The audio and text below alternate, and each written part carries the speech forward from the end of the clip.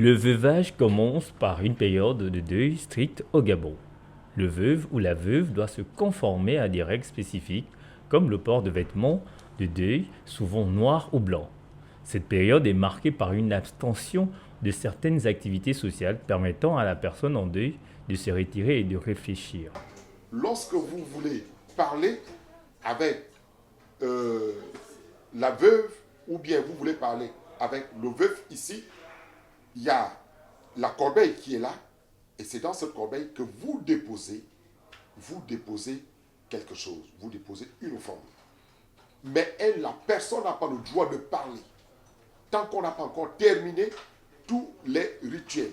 À la fin de la période de deuil, des rites de purification sont souvent pratiqués, reprise symboliquement le veuf ou la veuve des influences négatives associées à la mort du conjoint. Nous allons du fait que c'est deux âmes qui se sont liées et qui ont vécu ensemble.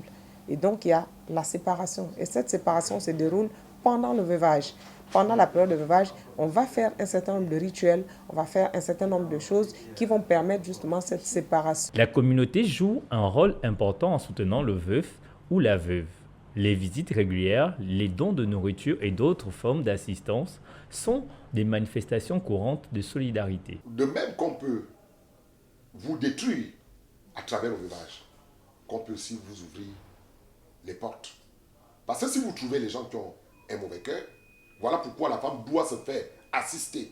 On ne va pas dans le veuvage seul. Et lorsque vous allez là-bas, n'allez pas là-bas pour aller faire la grande bouche. Non. Subissez, acceptez tout ce qu'on va vous dire. Et vous devez aussi être assisté par les gens qui connaissent les connaisseurs. Le veuvage traditionnel au Gabon n'est pas seulement une période de tristesse, mais un ensemble de rythmes sociaux et culturels destinés à honorer le défunt et à soutenir ceux qui ressentent.